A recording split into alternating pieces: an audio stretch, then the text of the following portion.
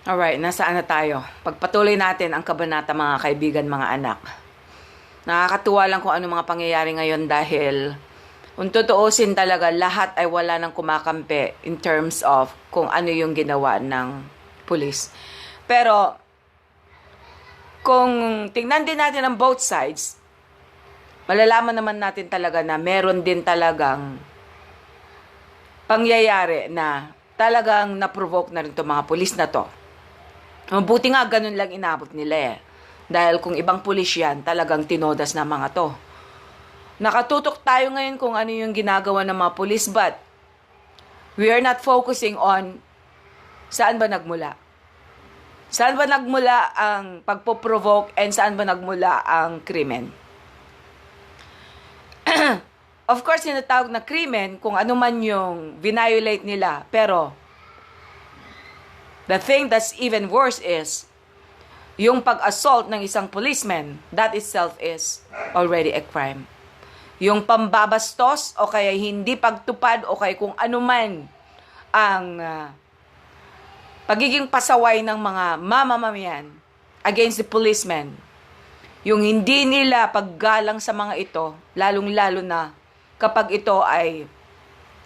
ang mga ito ay nasa posisyon o kaya pag ang mga ito ay nandun na at nagtatrabaho para rin sa atin.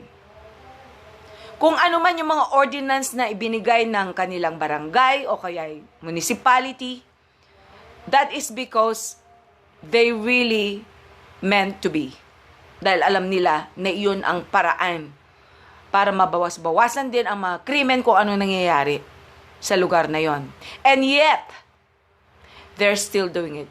Ibig sabihin, they're still violating it. Ibig sabihin talagang mga pasaway ang mga to. Ngayon, it's very, very clear na ito palang isa na tinuturing niyang biktima siya, kapatid pala siya ng kagawad eh. Ngayon, alam na nating lahat na meron pala siyang pinagmamalaki. Kaya pala, para sa kanila, wala silang pakialam kung ano mang ordinansa ang ini-implement ng kanilang barangay. So, bilang mga pulis naman, ginagawa nila kung anong kanilang trabaho because they can always do kung anong ginagawa ng iba. Nandyan lang parang naglalakwatsa lang, nandyan kumakain lang, nandyan naka-sit down lang kung saan-saan sila para lang masabi lang na may mga pulis sa kanilang territory, but they are not really doing their job. At least nakita natin na itong mga dalawang pulis na to, they were doing their job. At kahit sino, kung sino ma-provoke na pulis, they really have to do something. Yung maximum tolerance sinasabi, so magmumuhang tanga na lang sila doon kahit binabalasubas, kahit ginagago, at kahit dinidisrespeto sila ng mga mamamayan. Buti sana kung ang mga ito ay hindi nag-violate ng any rule. So, they're already considered as violators o kaya criminals. Ngayon, kung mapaparusahan mga pulis na to because of what they have done, agad-agad na parusa na hindi man lang siya mabigyan ng second chance para sana at least magkaroon siya ng at least a lesson, pero next time hindi na niya gagawin.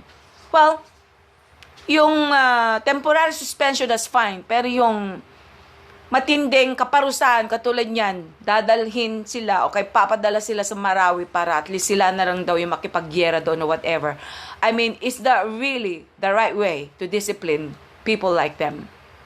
Kung pwede pala sila ipadala doon para hindi na baling gawin nila kung anong ginawa nila dito, then bakit hindi nila pwedeng gawin dito kung pwede palang gawin doon?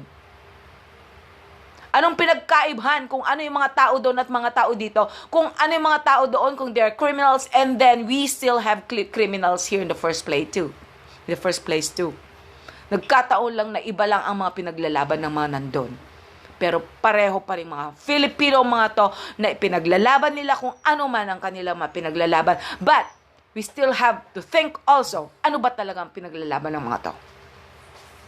Yun lang sa akin mga kaibigan. Wala akong kinakampihan.